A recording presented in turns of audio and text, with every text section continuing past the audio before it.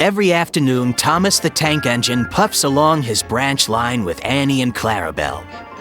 First, they pass the water mill. Next, they come to a big farm. Then, they can see a bridge with a village nestled either side of it.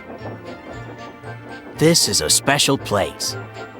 Whenever children hear Thomas coming along, they stand on the bridge waving until he is out of sight.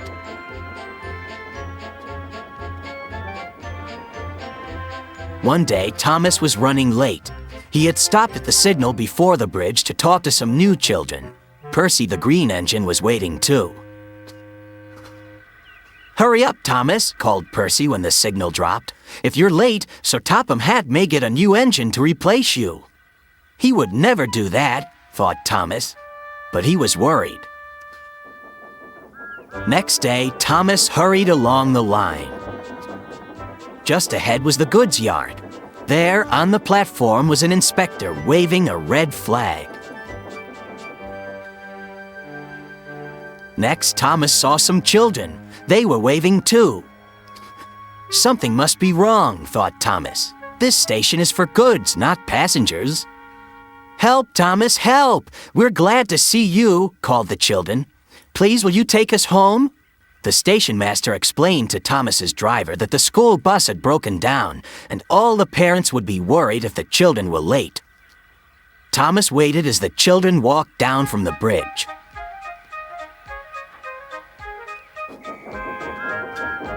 Then he took the children to the next station where Bertie was waiting to take them home. When Thomas finished his journey, he was very late. He was worried that Sir Topham Hatt might be cross with him. "I warned Thomas," puffed Percy to James. "He's been late one time too many. He'll be in trouble now." But next morning, when Thomas picked up his passengers, Sir Topham Hatt was nowhere to be seen.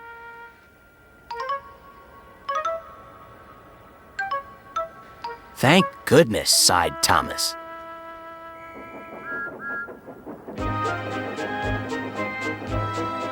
Thomas knows every part of his branch line. Just ahead was a stretch where the hot sun had bent the rails on the track.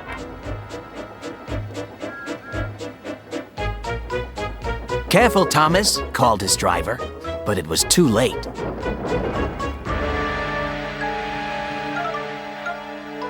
"That's done it," said his driver. "We shan't get any further today." "But what about my passengers?" asked Thomas. "Don't worry, they'll be looked after," replied his driver.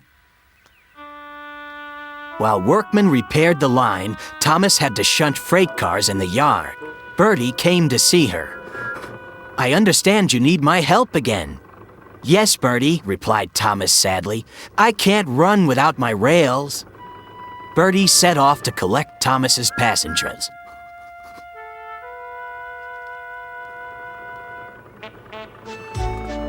"Hello, Bertie," they said. "We're glad you're here." Bertie drove along the road that runs by the railway. He stopped at each station along the line. Sometimes he stopped between stations to let people off closer to their homes. Thomas felt miserable. "I've lost my passengers to Bertie. They'll like him better than me." Sir Topham Hatt arrived. "Your branch line is repaired. I'm going to change your timetable so that you and Bertie can work together more." When Thomas reached the station, there, to his relief, were all his passengers. "Bertie is a good bus, but we missed our train rides with you," they said.